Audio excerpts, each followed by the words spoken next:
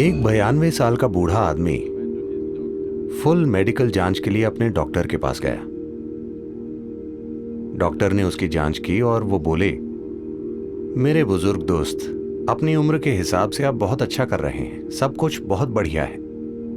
मगर उस आदमी ने पूछा, मगर डॉक्टर, मेरी सेक्स लाइफ का क्या? तो डॉक्टर ने पूछा, उसके बारे में सोचना या उसका सपना देखना?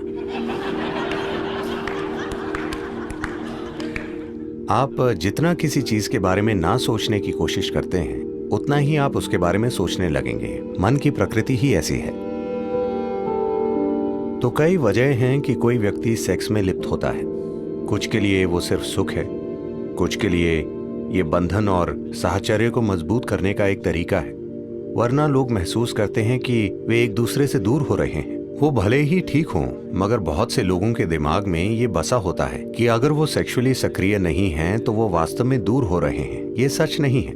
आप किसी से बहुत करीब हो सकते हैं और जरूरी नहीं है कि शारीरिक रूप से जुड़े हुए हों, है ना?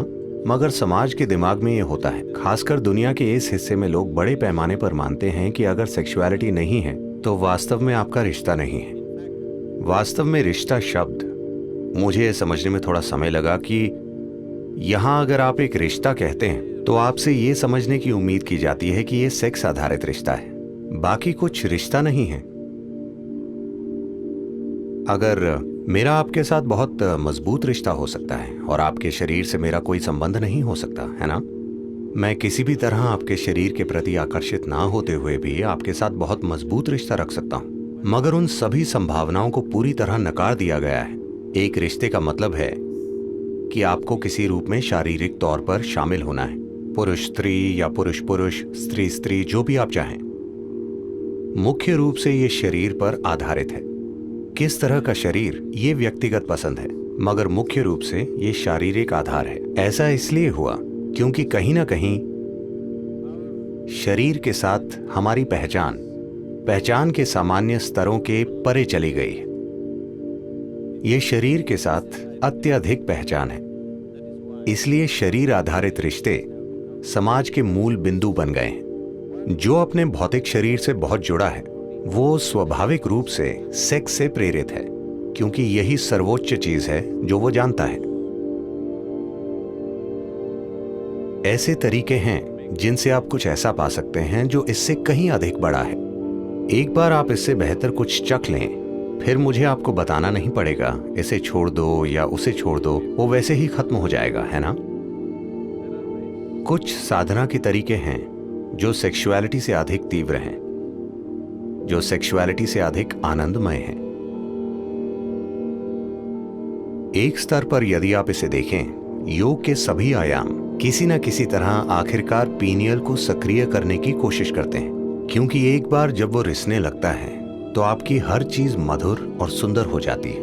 वो एक पूरा भीतरी सुख पैदा करता है जिससे सभी बाहरी सुख बच्चों की चीज की तरह लगने लगते हैं। यही वजह है कि योगी सिर्फ आंखें बंद करके बैठते हैं। इसलिए नहीं कि वो सुख के खिलाफ हैं, वो छोटे सुखों के खिलाफ हैं, बस यही है। तो शांभवी, इससे एक चीज जो होती है, ये पीनियल स्राव को बहुत हद तक उत्तेजित करती है, जिससे आप दिन भर एक तरह की मिठास में भीगे रहते हैं। यह आपको परम आनंद और आनंद की एक स्थिति में छोड़ देती है, क्योंकि पीनियल ग्लैंड सक्रिय होता है। यह आपके शरीर विज्ञान का एक पहलू है जो आपकी चेतना के काफी करीब है। बाकी शरीर विज्ञान गुजर बसर के बारे में है, मगर पीनियल ग्लैंड आपके शरीर विज्ञान का एक पहलू है जो भौतिक से परे जाने के बहुत बहुत करीब है। योगिक परंपरा में इस मिठास को अमृत या सुधा या जीवन अमृत कहा जाता है। अगर उसकी एक बूंद शरीर में आ जाए तो अचानक पूरा शरीर शीतल हो जाता है, पूरे सिस्टम में चिकनाई आ जाती है, वो आसानी से काम करता है, शरीर की हताशा चली जाती है, मन की हताशा चली जाती है। अमृत का अर्थ है कि आपने अपना सुख पा लिया है। अगर आप अपने अंदर बहुत आनंदित हैं तो आपने अपने अंदर अमृत पा लिया है। आप सुखदता की चरम अवस्था में हैं। अब लोगों के साथ होना उनसे सुख निचोड़ने के लिए नहीं है। लोगों के साथ होना बस उनके साथ होना है। अब आप वास्तव में प्रेम करने लायक हैं।